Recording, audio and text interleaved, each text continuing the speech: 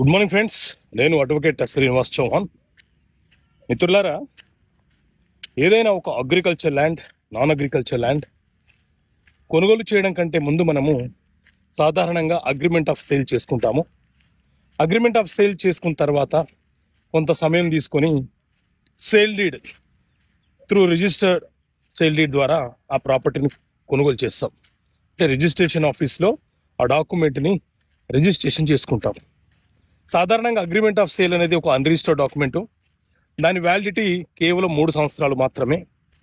అదే sale deed register చేసుకుంటే మనకు సమస్య వచ్చినప్పటి నుంచి 3 సంవత్సరాలలోపు ఎప్పుడైనా కేసు వేసుకోవచ్చు. అయితే